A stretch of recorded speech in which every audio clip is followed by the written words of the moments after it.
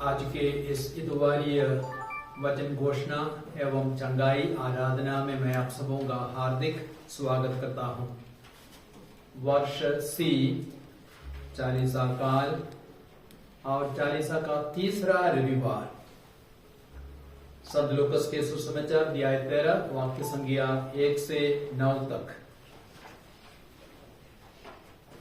उस समय कुछ लोग ईसा को उन गलीलियों के विषय में बताने आए जिनका रक्त पिलातुस ने उनके बलि पशुओं के रक्त में मिला दिया था।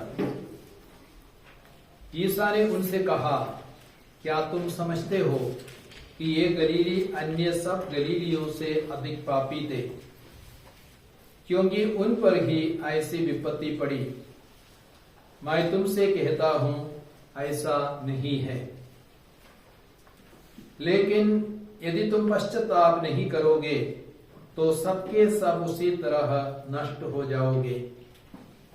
अथवा क्या तुम समझते हो कि सिलोआम की मीनार के गिरने से जो 18 व्यक्ति दबकर मर गए, वे यरूशलेम के सब निवासियों से अधिक अपराधी थे? मैं तुमसे कहता हूं, ऐसा नहीं है। लेकिन यदि तुम पश्चाताप नहीं करोगे तो सबके सब उसी तरह नष्ट हो जाओगे। तब ईसा ने यह दृष्टांत सुनाया। किसी मनुष्य की दाखबारी में एक अंजीर का पेड़ था। वह उसमें फल खोजने आया, परंतु उसे एक भी नहीं मिला। तब उसने दाखबारी के माली से कहा, देखो, मैं 3 वर्षों से अंजीर के इस पेड़ में फल खोजने आता हूं, किंतु मुझे एक भी नहीं मिलता। इसे काट डालो, यह भूमि को क्यों छेके हुए हैं? परंतु माली ने उत्तर दिया, मालिक, इस वर्ष भी इसे रहने दीजिए। मैं इसके चारों ओर खोद कर खाद दूंगा। यदि यह अगले वर्ष फल दे तो अच्छा, नहीं तो इसे काट डालिएगा। यह प्रभु यीशु क्रिस्त का पवित्र सुसमाचार है। तो क्रिस्त में प्यारे भाई और बहनों, जैसे मैंने कहा, आज चालीसा का तीसरा रविवार है और आज के सुसमाचार और अन्य पाठों से हमें 3 महत्वपूर्ण संदेश प्रभु देते हैं। और पहला महत्वपूर्ण संदेश यह है कि हमें अपने पापों के लिए पश्चाताप करने की आवश्यकता है। और हमें मालूम है, पाप इंसान के लिए सबसे खतरनाक चीज है। और पश्चाताप का मतलब है पापों के लिए ऐसा दुख जो हमारे जीवन को बदल देता है, हमारे जीवन को परिवर्तित करता है। संभवतः आप लोगों ने संत मेरी ऑफ इजिप्ट के बारे में सुना होगा। और वह 4वीं और 5वीं सदी में जीवित थी और 12 वर्ष की उम्र में वह घर से भाग गई और एक बड़े शहर अलेक्जेंड्रिया में गई। और वहां पे वह मनमाना जीवन, वासनापूर्ण जीवन जी रही थी। अपनी वासना की तृप्ति के लिए कई सारे लोगों के साथ वह पाप करती थी। और करीब 17 वर्षों तक उसने ऐसा मनमाना जीवन जिया। और तब उसने सुना कि एक दल तीर्थ यात्री होली लैंड जा रहे थे। और मेरी को भी होली लैंड जाने के लिए इच्छा उत्पन्न हुई। इसलिए नहीं कि वो तीर्थ यात्रा करे, लेकिन इसलिए कि वह और अधिक लोगों के साथ अपनी वासना को पूरा कर सके। और वह भी होली लैंड के लिए यात्रा प्रारंभ कर रही थी। और रास्ते में ही कई लोगों को उसने पाप में गिराया। होली लैंड जाने के बाद, वहां पहुंचने के बाद, वह यीशु मसीह की जो कब्र का जो गिरजाघर था, जहां यीशु का दफन हुआ था, उस गिरजाघर में वह प्रवेश करना चाहती थी। लेकिन एक अनजान सी शक्ति ने उसको रोक दिया और वह 3 बार प्रवेश करने की कोशिश करने पर भी प्रवेश नहीं कर सकी। तब अचानक उसके मन में एक विचार आया, हो सकता है मेरे बहुत सारे पापों के कारण मैं गिरजाघर में प्रवेश नहीं कर पा रही हूं। तब वो बाहर गई और माता मरियम का एक ग्रोटो या माता मरियम का फोटो रखा गया था, उस माता मरियम के सामने वह गई और उसने प्रार्थना की कि मां मरियम मुझे कृपा और आशीष दीजिए, मुझे गिरजाघर में प्रवेश करने दीजिए, मैं अपने पापों के लिए पश्चाताप करूंगी और अपने जीवन को बदलने की मैं पूरी कोशिश करूंगी। उसने एक ऐसी प्रार्थना की, एक ऐसा निर्णय लिया और उसके बाद पुनः उसने गिरजाघर में प्रवेश करने की कोशिश की और इस बार वह सफल हो गई और गिरजाघर में उसने प्रवेश किया। और उसके बाद वह मरुभूमि में गई और मरुभूमि में जाने के पहले संत यूहन्ना बपतिस्ता के आदर में जो गिरजाघर था वहां पे जाकर के उसने पापों के लिए बहुत सुंदर पाप स्वीकार किया, पापों के लिए पश्चाताप किया और उसके बाद वो मरुभूमि में गई और माना जाता है करीब 48 वर्षों तक वह मरुभूमि में जीती रही, त्याग तपस्या का जीवन। और उसके पास 2-3 रोटियां थी, लेकिन कुछ ही दिनों में वो सब खत्म हो गई और उसके बाद वह जड़ी बूटी खाकर मरुभूमि में जो कुछ मिलता था उसी से खाकर के वह जीवित रही।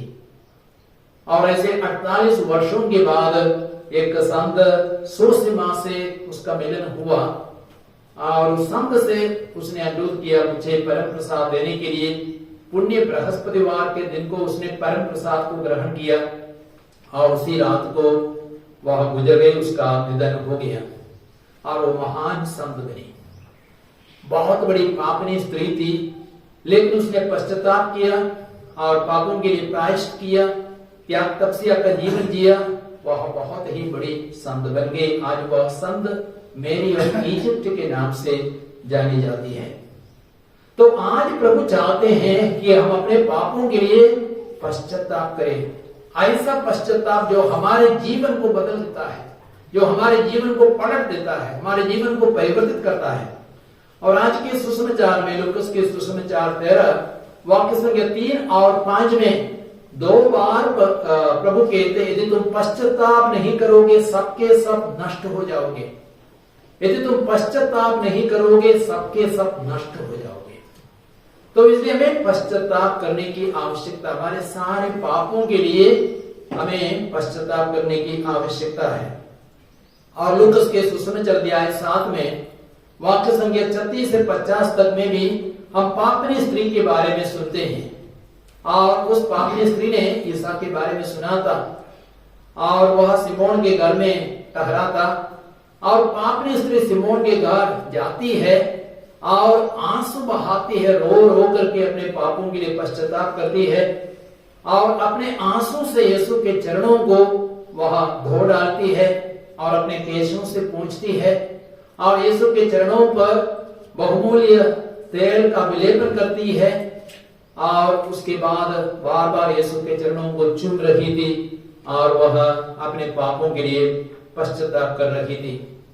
और यीशु ने उससे अंत में कहा तुम्हारे विश्वास ने तुम्हारा उद्धार किया है और तुमने बहुत अधिक प्यार दर्शाया है, इसलिए तुम्हारे सारे पाप क्षमा हो गए।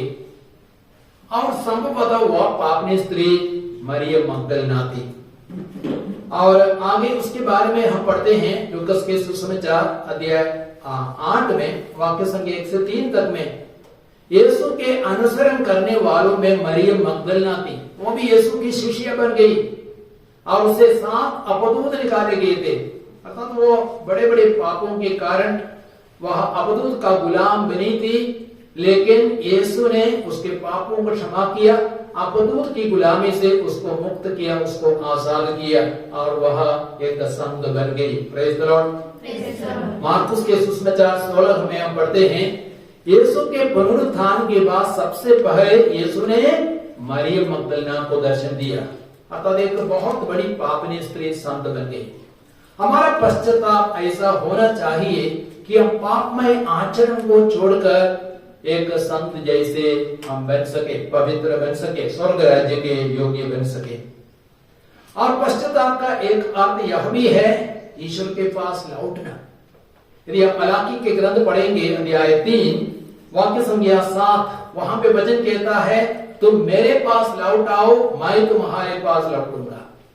तो हमें ईश्वर के पास लौटना है। पाप का मतलब है ईश्वर से दूर भटकना, दूर चला जाना, अपना मनमाना जीवन जीना और ईश्वर के आदेशों को अनदेखा करना, अनसुनी करना। तो हमें पश्चाताप करना है, मतलब ईश्वर के पास लौटना है। जैसे लूकास के सुसमाचार 15 वाक्य संख्या 11 से 24 तक में हम देखते हैं बुढ़ाओ पुत्र यीशु के पास, पिता के पास लौटे और उसने अपने पापों के लिए पश्चाताप किया, पापों से माफी मांगी और उसका भी जीवन बदल गया। तो आज के सुसमाचार का पहला मुख्य संदेश यह है हमें अपने पापों के लिए पश्चाताप करना है। और एक दूसरा संदेश यह है प्रभु हमें और एक मौका देते हैं, हमें सुधरने के लिए, हमें सुधारने के लिए प्रभु हमें और एक मौका और एक चांस देने के लिए तैयार है। आपने सुना सुसमाचार में एक मालिक अंजीर के पेड़ के पास गया फल खोजने के लिए, लेकिन क्या वो उसको फल मिला? एक भी फल नहीं मिला। तब मालिक ने क्या कहा, इस अंजीर के पेड़ को काट दो, ये बेकार में भूमि को छेके हुए हैं। तब माली ने कहा और एक अवसर दीजिए और एक साल उसको रहने दीजिए, मैं चारों ओर खोदूंगा, खाद डालूंगा, पानी पटाऊंगा और उसके बाद फल उत्पन्न किया तो अच्छी बात, नहीं तो उसको काट सकते हैं। और मालिक ने उसको और एक वर्ष यूं ही रहने दिया। तो प्रभु हमें और एक मौका देने को तैयार है, लेकिन हमें प्रभु का इंतजार नहीं कराना है। प्रभु को इंतजार नहीं कराना है, जितना जल्दी हो सके उतने जल्दी हमें प्रभु के पास लौटने की आवश्यकता है। जैसे यूहन्ना के सुसमाचार अध्याय 8 वाक्य संख्या 1 से 11 तक में हम देखते हैं एक व्यभिचारिणी स्त्री पकड़ी गई थी, पाप करते हुए पकड़ी गई थी। सब फरीसी और शास्त्री उसको पत्थरों से मार डालना चाहते थे, लेकिन यीशु ने उनसे क्या कहा, तुम में जो निष्पाप हो वही पहला पत्थर मारे। सबने अपने अपने पत्थर फेंक दिए, सब खिसक गए, भागे। और यीशु ने उससे क्या कहा, क्या किसी ने भी तुम्हारी निंदा नहीं की? स्त्री ने कहा किसी ने भी नहीं। यीशु ने क्या कहा, मैं भी तुम्हारी निंदा नहीं करूंगा, जाओ फिर से पाप ना करो। अर्थात यीशु ने उस व्यभिचारिणी स्त्री को और एक मौका दिया, और एक अवसर दिया। यीशु उसका न्याय कर सकता था, यीशु उसको दंड दे सकता था, क्योंकि वह बिल्कुल निर्दोष था। फरीसी और शास्त्री सब गुनाहगार थे, लेकिन यीशु ने उसको दंड नहीं दिया, लेकिन यीशु ने उसको माफ किया और एक सुंदर मौका दिया। Praise the Lord. तो प्रभु हमें हमारे लिए इंतजार करते हैं, कब हम लौटेंगे प्रभु के पास। प्रभु इंतजार कर रहे हैं। हमें अपने पापों से मोह मोड़ना है, लेकिन हमें प्रभु की परीक्षा नहीं लेनी है, पाप पर पाप करते नहीं जाना है। जितना जल्दी हो सके उतना जल्दी पापों के लिए पश्चाताप करना है, प्रभु के पास लौटना है। प्रेज़ द लॉर्ड, हालेलुया, यीशु की स्तुति हो, यीशु को धन्यवाद। और सुसमाचार का एक तीसरा संदेश है, यह आज के पहले पाठ का, जो निर्गमन ग्रंथ अध्याय 3 से लिया गया है, वाक्य संख्या 1 से 15 तक। उसका एक महत्वपूर्ण संदेश यह है कि हमारा ईश्वर दयालु ईश्वर है और एक शक्तिशाली ईश्वर है, और हमारा ईश्वर मुक्तिदाता है। वहां पे हम यही देखते हैं, ईश्वर ने मूसा को दर्शन दिया जलती झाड़ी में, और तब ईश्वर ने मूसा से कहा, मैं प्रभु तुम्हारा ईश्वर हूं, इब्राहिम का ईश्वर, याकूब का ईश्वर, इसहाक का ईश्वर हूं, और मैंने मिस्र देश में अपनी प्रजा की पुकार को सुना है, और वे कराह रहे हैं, अत्याचार सह रहे हैं, मैंने उनकी आवाज को सुना, और मैं उन्हें मिस्र देश की गुलामी से मुक्त करना चाहता हूं। और तुम मिस्र देश जाओगे और फरौन की गुलामी से मेरी प्रजा इस्राएल को मुक्त करोगे। और ईश्वर ने मूसा को सामर्थ्य दिया, शक्ति दी, और चिन्ह चमत्कारों के साथ ईश्वर ने मूसा के माध्यम से इस्राएल को मिस्र की गुलामी से मुक्त किया। Praise the Lord. तो हमारा ईश्वर एक दयालु ईश्वर है और वो चमत्कार करने वाला ईश्वर है, वह शक्तिशाली ईश्वर है, वह एक मुक्तिदाता है। आप देखेंगे लूकस के सुसमाचार अध्याय 1 वाक्य संख्या 69 में, लूक 1:69, और वहां पे वचन कहता है, उसने अपने दास दाऊद के वंश में हमारे लिए एक शक्तिशाली मुक्तिदाता उत्पन्न किया है। इस वचन को आप दोहराएंगे, उसने अपने दास दाऊद के वंश में हमारे लिए एक शक्तिशाली मुक्तिदाता उत्पन्न किया है। हालेलुया। और यह वचन ईसा के बारे में एक भविष्यवाणी है। तो यीशु उसका जब जन्म हुआ था, एक कमजोर बालक जैसा वह दिखता था, लेकिन वो वास्तव में कौन था? शक्तिशाली मुक्तिदाता है। और हम देखते हैं यीशु कितने शक्तिशाली ईश्वर थे, कितने सारे चिन्ह चमत्कार किए और पापों से हमें मुक्त किया, शैतान के सिर को कुचला और पाप की गुलामी से हमें मुक्त किया। आज हम स्वर्ग राज्य के योग्य बन सकते हैं। और प्रेरित चरित्र अध्याय 4:12 में वचन कहता है, किसी दूसरे व्यक्ति के द्वारा मुक्ति नहीं मिलती, समस्त संसार में ईसा नाम के सिवा मनुष्यों को कोई दूसरा नाम नहीं दिया गया है जिसके द्वारा हमें मुक्ति मिल सकती है। तो कितने मुक्तिदाता है? एक ही मुक्तिदाता है और किसी के माध्यम से हमें मुक्ति नहीं मिल सकती है। पाप की गुलामी से, शैतान की गुलामी से, मृत्यु की दास्ता से और कोई भी हमें मुक्ति नहीं दे सकता। Praise the Lord. Hallelujah, hallelujah. और आपको यह भी मालूम है, जब यीशु का जन्म हुआ था, पूरे विशेष करके पाश्चात्य देशों में रोमी साम्राज्य फैला हुआ था और रोमी सम्राटों का शासन था। रोमी सम्राट के अधिकार में सब कोई रहते थे और रोमी सम्राट बहुतों पर अत्याचार करते थे, मसीहियों पर अत्याचार करते थे। लेकिन देखते देखते देखते रोमी साम्राज्य खत्म हो गया और सम्राटों का शासन भी समाप्त हो गया।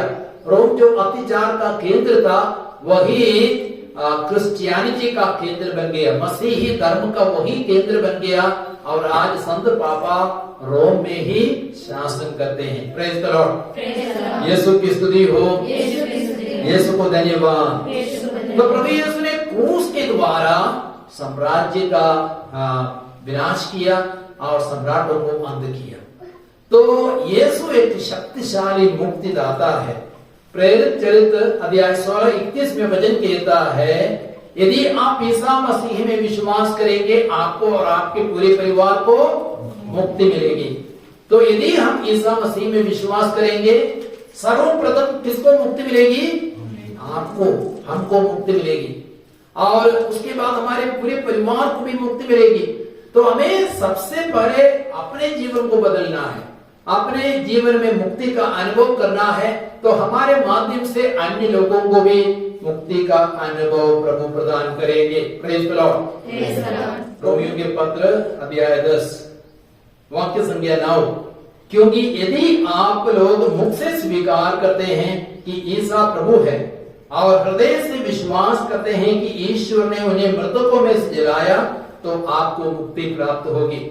तो हमें हृदय में विश्वास करना है, साथ ही साथ मुख से स्वीकार करना है कि ईसा ही प्रभु है। और वाक्य संख्या 13 में कहा गया है, जो प्रभु के नाम की दुहाई देगा उसे मुक्ति प्राप्त होगी। इस वचन को दोहराएंगे, जो प्रभु के नाम की दुहाई देगा उसे मुक्ति प्राप्त होगी। हालेलुया, हालेलुया। यीशु की स्तुति हो, यीशु को धन्यवाद। तो प्यारे भाई और बहनों, हम लोगों ने सुना है कि आज के सुसमाचार और आज का जो पहला पाठ हमें 3 महत्वपूर्ण संदेश देते हैं। पहला संदेश क्या है? हमें अपने पापों के लिए पश्चाताप करना है। दूसरा संदेश यह है, प्रभु हमें सुधरने के लिए और एक मौका देने के लिए तैयार है, और एक अवसर देने के लिए तैयार है। और तीसरा संदेश यह है, हमारा ईश्वर एक दयालु ईश्वर है, एक शक्तिशाली ईश्वर है। हमारा ईश्वर एक शक्तिशाली मुक्तिदाता है। तो आइए प्रभु के वचनों के लिए हम प्रभु को धन्यवाद देंगे और इन वचनों को अपने हृदय में ग्रहण करें, अपने जीवन को परिवर्तित करने का पूरा प्रयास करें। आइए अब हम एक छोटी सी आराधना में प्रवेश करेंगे।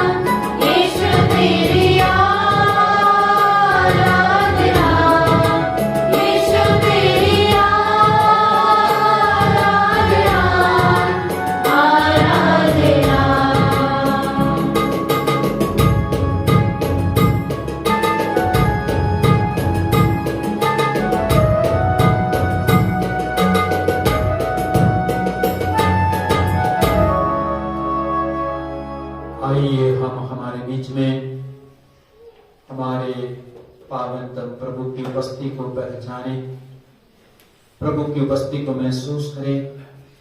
इस आराधना में हम यीशु का हृदय में स्वागत करें। नबी ईसायाह के ग्रंथ अध्याय 6 वाक्य संख्या 1 से 8 तक में हम पढ़ते हैं। जब नबी ईसायाह मंदिर गया, उसने सर्वशक्तिमान ईश्वर को सिंहासन पर विराजमान देखा और उसके चारों ओर सराफिम ईश्वर की पवित्रता का बखान कर रहे थे। वे कह रहे थे, पवित्र पवित्र पवित्र है विश्वमंडल का ईश्वर, उसकी महिमा समस्त पृथ्वी में व्याप्त है। और तब मंदिर की नींव हिल गई, मंदिर धुएं से भर गया और ईसाया को अपने पापों का अनुभव हुआ। तब ईसाया ने कहा, हाय हाय, मैं नष्ट हो गया, क्योंकि मैं अशुद्ध होठों वाला मनुष्य हूं और अशुद्ध होठों वाले मनुष्यों के बीच में मैं रहता हूं। फिर भी मैंने अपने राज को अपनी आंखों से देखा है। और ईसाया ने अपने पापों के लिए पश्चाताप किया। और उसी समय एक सराफिम वेदी पर से अंगार लिया और ईसाया के पास गया, ईसाया के होठों को स्पर्श किया और कहा, अंगार ने तुम्हारे होठों को स्पर्श किया है, तुम्हारा अधर्म मिट गया है, तुम्हारे पाप क्षमा हो गए। तो आज वही प्रभु हमसे भी चाहते हैं कि हम पापों का अनुभव करें, हम अपने पापों को पहचानें, पापों के लिए पश्चाताप करें, क्षमा याचना करें, पापों को अंगीकार करें।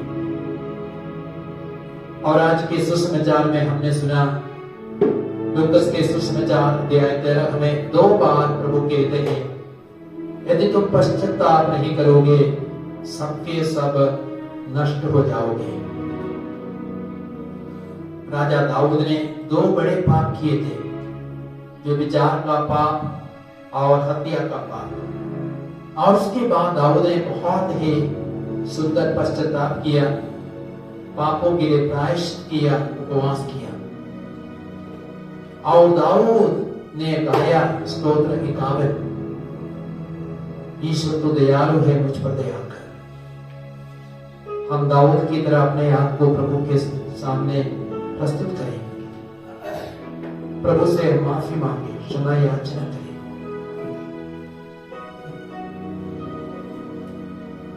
हे दयालु स्वर्गधामी ईश्वर, हे कृपालु मेरे पावन ईश्वर। हे दयालु स्वर्गधामी ईश्वर, हे कृपालु मेरे पावन ईश्वर। निर्गमन ग्रंथ अध्याय 20 में हम लोग प्रभु के 10 आदेशों को पाते हैं। मारे प्रभु तुम्हारा ईश्वर, मेरे सिवा तुम्हारा कोई दूसरा ईश्वर नहीं होगा। तो प्रभु का नाम व्यर्थ नहीं लोगे, विश्राम दिवस को पवित्र मानोगे, माता पिता का आदर करो, हत्या मत करो, व्यभिचार मत करो, चोरी मत करो, झूठी गवाही न दो, परस्त्री की कामना न करो, पराये धन का लालच न करो। क्या हमने प्रभु के आदेशों को उल्लंघन किया? किसी भी आदेश का उल्लंघन किया?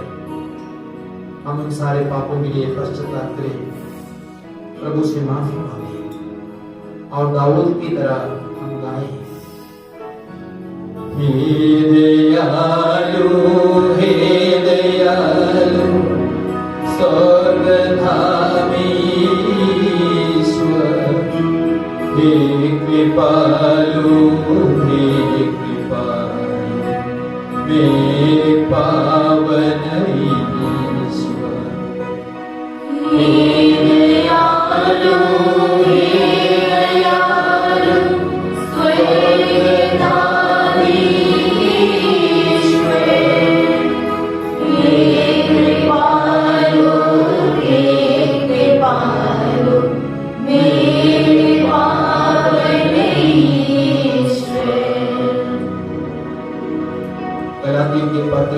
अध्याय 5 19 से 21 तक में संत पौलुस कहते हैं शरीर के कुकर्म प्रत्यक्ष है, अर्थात व्यभिचार, अशुद्धता, लंपटता, मूर्ति पूजा, जादूटोना, वैर, फूट, ईर्ष्या, क्रोध, स्वार्थता, मनमुटाव, दलबंदी, द्वेष, मतवालापन, रंगरलियां, इस प्रकार की और बातें मैं आप लोगों से कहता हूं, जैसा कि मैंने पहले भी कहा, जो इस प्रकार का आचरण करते हैं वे ईश्वर के राज्य के अधिकारी नहीं हो रहे।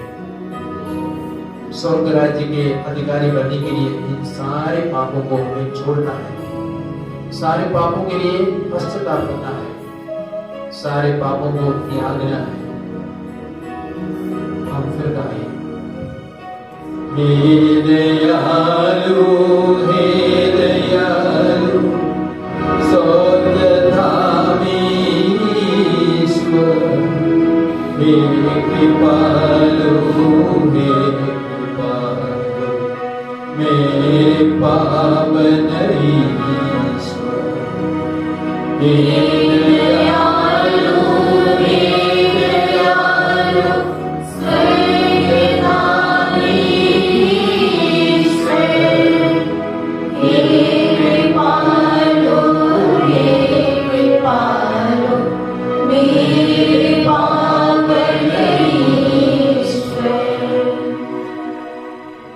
पाप का एक भयंकर परिणाम है रोग, बीमारियां। हमारे पापों के कारण ही इस संसार में बहुत सारे दुख, कष्ट, रोग, बीमारियां आ गई है। आइए उन रोग बीमारियों के पीछे हमारे जो भी पाप है, उन सारे पापों को प्रभु के हाथों में अर्पित करें। हो सकता है क्रोध है, अक्षमा है, चोरी है, घमंड है, ईर्ष्या, जलन है, वासना है। इन सारे पापों के लिए हम प्रभु से माफी मांगे, और उन पापों के कारण हो सकता है हम रोगी बन गए, बीमार बन गए, अस्वस्थ बन गए, तरह तरह के कष्ट, पीड़ा झेल रहे। उन सारे पापों के लिए पश्चाताप करें। हे दयालु, हे दयालु, स्वर्गधामी ईश्वर, हे कृपालु, हे कृपालु, मेरे पावन ईश्वर, हे दयालु, हे दयालु, स्वर्गधामी ईश्वर, हे कृपालु, हे कृपालु, मेरे पावन ईश्वर। आइए अब अपने सारे रोग बीमारियों को प्रभु के हाथों में अर्पित करें। आप उसके सुसमाचार अध्याय 1 32 से 34 तक में वचन कहता है, संध्या समय सूरज डूबने के बाद लोग सभी रोगियों और अपदग्रस्तों को उनके पास ले आए। ईसाई नाना प्रकार की बीमारियों से पीड़ित बहुत से रोगियों को चंगा किया, बहुत से अपदों को निकाला। वे अपदों को बोलने से रोकते थे। आइए हम अपने सारे रोग बीमारियों को अर्पित करें और प्रभु को अपने चंगाई दाता, डॉक्टरों के डॉक्टर, वैद्यों के वैद्य के रूप में स्वागत करें। मेरे पीछे प्रार्थना दोहराए और अपना दाहिना हाथ पर खसाक की ओर बढ़ाए और मेरे पीछे प्रार्थना दोहराइए। ये प्यारे प्रभु यीशु, आप डॉक्टरों का डॉक्टर है, वैद्यों को वैद्य है, सबों को भी सबको बनाने वाला ईश्वर है। आज मैं आपको अपने ईश्वर, अपने मुक्तिदाता के रूप में स्वागत करता हूँ। अपने सारे पापों को, सारे बंधनों को, सारे रोगों को आपके पवित्र हाथों में अर्पित करता हूँ। मैं विश्वास करता हूँ आपने मुझे चंगा किया है। हालेलुया। आपके नाम से, आपके पवित्र वचनों की योग्यता से बीमारियों पर मैं पूरा अधिकार लेता हूँ, मैं उन्हें बांध देता हूँ, मैं उन्हें हुक्म देता हूँ, वे क्रूस के नीचे हमेशा हमेशा के लिए चूर हो जाए, नष्ट हो जाए, यीशु के नाम से सबके सब छंगे हो जाए। हालेलुया, हालेलुया, हालेलुया, हालेलुया, हालेलुया।